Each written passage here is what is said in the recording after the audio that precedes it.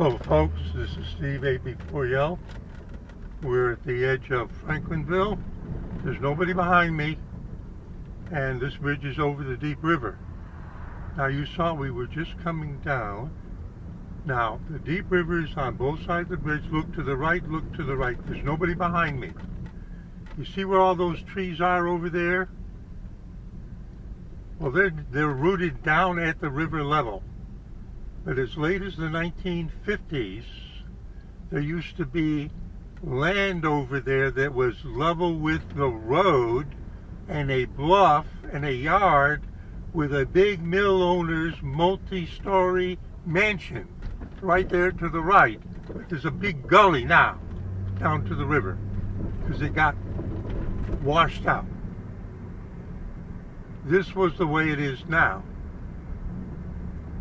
This is the old mill project, the textile mill project. Now I'm going to go into Riverside Park. We had the tropical depression come through yesterday. You can see some bedrock outcrop. I'm going to go into the right, and I want you to look at the bridge and where the river is. And you notice that there's something right here that's a gully.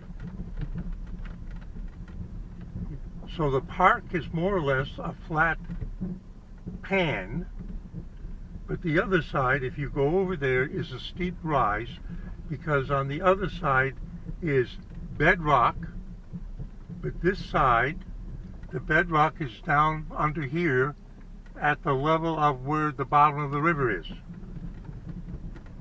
How do you suppose that happened? I want you to get a look at the bridge. The shape of the bridge. Now the guys are walking across it. Why is the bridge built that way? Why is the middle of the bridge so high?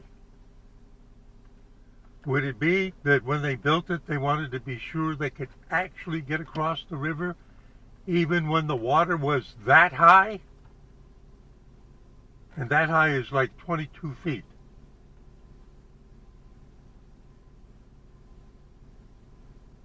Yes, you would have to wade through the water on this side, but you could still get across. And that's why the piers are shaped that way. Because the force against the water at the top wouldn't be nearly as strong as if it's 20 feet high above the normal level and going like crazy. You need more strength deeper down, especially for the trees and logs that hit it.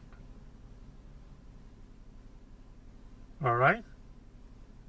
So the bridge was designed to make sure you could get across, no matter how much rain there had been in the last 2 days, like 20 inches of rain, you could still get across. Because when the flooding starts, you notice that let's say the water has to go up 5 feet to start to flood the lawn there. But how much more water flow does it take to add 1 foot to that if there's a pan, like where I am, that has to be filled up? That's a lot of water. So to actually get up to that bridge level takes an incredible amount of water. Nowhere near as much. To just get it up to here where you could see it is probably less than 10% of what it would take to get it up to where I am. And maybe even less than that to get up to where the bridge is. Now why am I going through this? Right here in front of me, going that way, you see the Muscovy Duck? Was a railroad track, a railroad bed going to Ramswood. If there's flooding, why would they build a railroad down here? Well, if you look at a lot of long distance railroad routes in places that have hills and mountains, you'll notice that they tend to follow rivers. because a lot of rivers are like, floodplains are like this. Next to the river is actually fairly flat and the same elevation for miles and miles and miles, because there's usually at least a pan on one side of the river forged over millions of years. It's getting hot in here.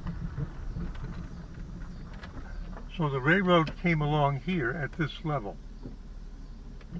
But this is not where they built the town. When they built the town, they went up higher because they didn't want their houses to be washed away. A railroad bed can be readily repaired. You don't want your houses washed away. You don't want your church washed away. I got nobody behind me. You notice we're climbing. So this is where the church was built. Let's take a look at the deep river from up here.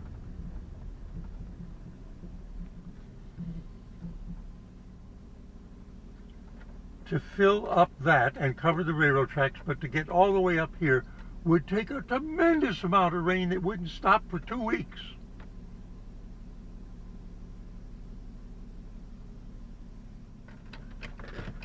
I'm not exaggerating.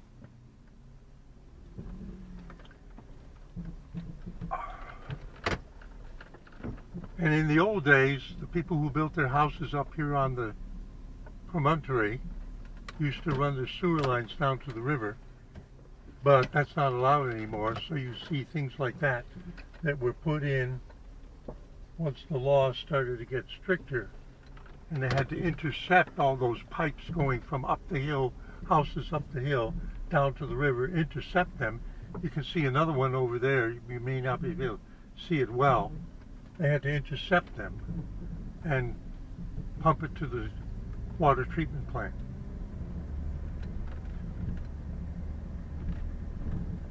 Do you notice that from here, which is a plateau, there's still an uphill? You see it in front of us.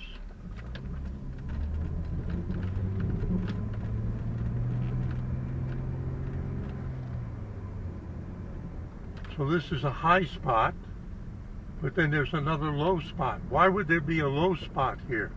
And the hotel for the mills was built up on the hill in front of us. If you go up that, if I went straight ahead instead of around the curve.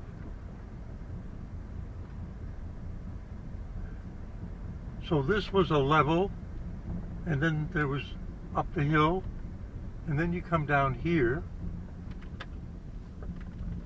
to Riverside Park again. There's the river. The bottom of the river is at the bedrock. Here's the pan here. They have a pumping station here.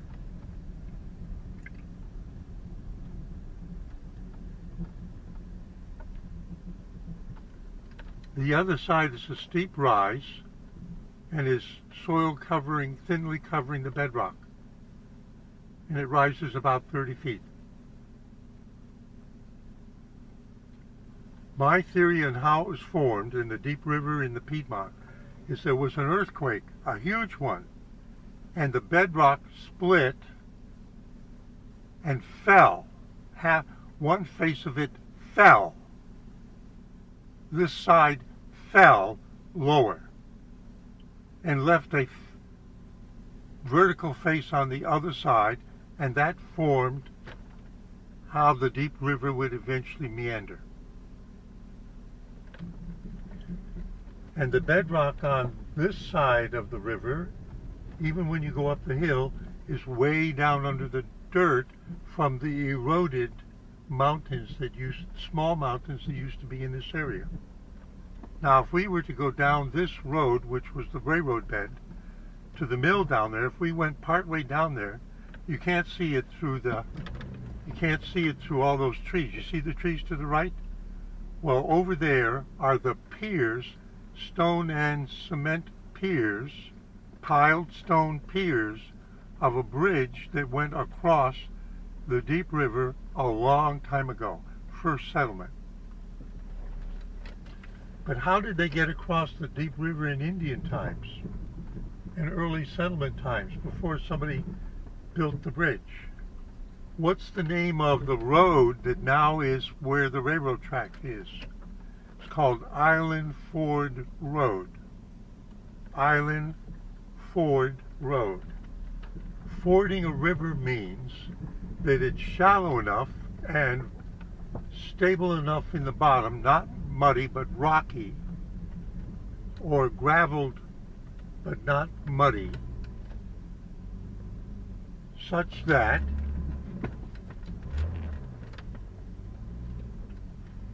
you could walk across it, except when it was flooded.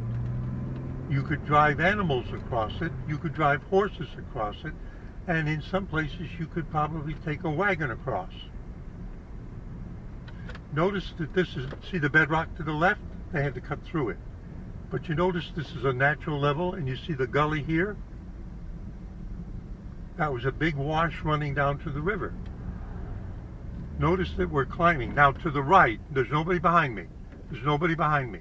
Past the mill, just past the mill, to the right, on the other side of the mill building here on the right, is an island in the river. So the river bifurcates. Island Ford Road. And there's a place, and I know where it is, that you can go down the bank and wade to the island, climb onto the island, walk across the narrow island, and then ford, walk into the river and get to the other side, where it would be very difficult anywhere else in this vicinity, up or down river. Island Ford Road. Goes back to first settlement and Indian times before that. Now look at the contour. It's not all level up here. And you notice that it runs downhill to the left here. And we're talking about flooding and washaway patterns, even at this high ground, because all of this up here is a watershed that if you get 7 inches or 10 inches of rain in one day, the water will be running on, especially if the ground is saturated from previous rains, the water's going to be eroding, and now we have a creek here that goes down to the deep river. What do you think that creek is used as these days? You've been there before with me. Let me show you.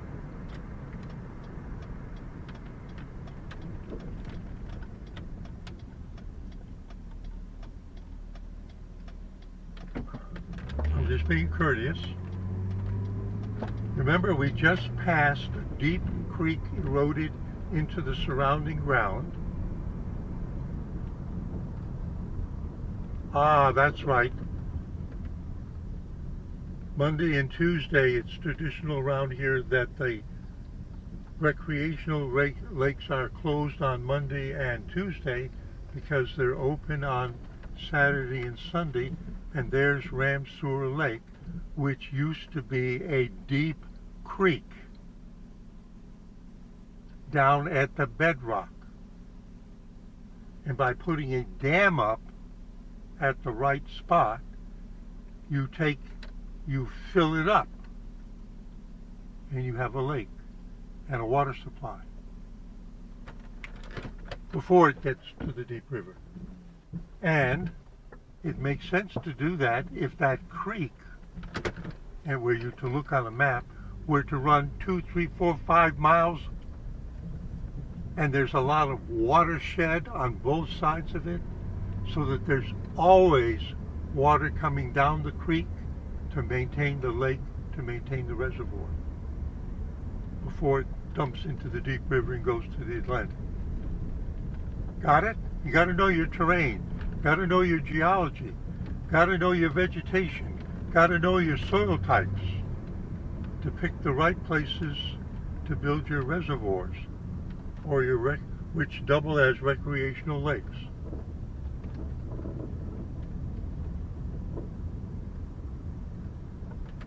So all of this countryside here used to dump down into that creek, which is now a reservoir. So I'm just giving you a tour, folks.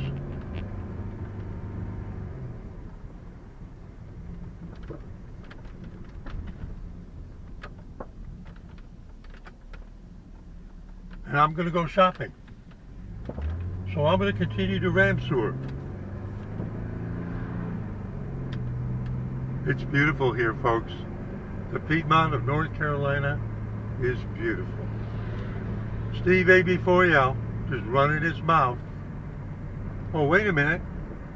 Wait a minute. Did we hit high ground? Did we hit high ground? Is this as high as it gets?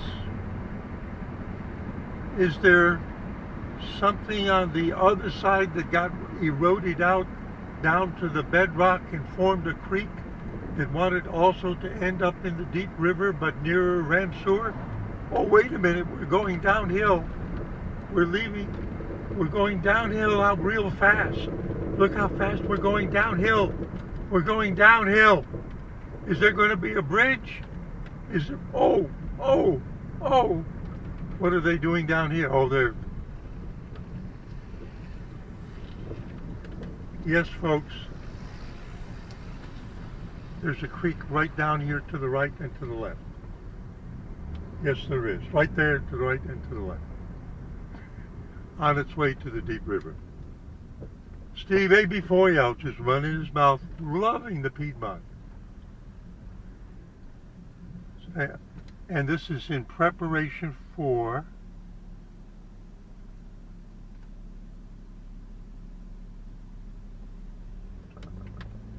another video I'm going to make this afternoon to publish later about the flooding along the Eno River in the northwestern part of Durham. And what I showed you in this video will educate you so that you understand the next video about the Eno River flood and why we didn't get the flood, but they did. Saying, see you at 73.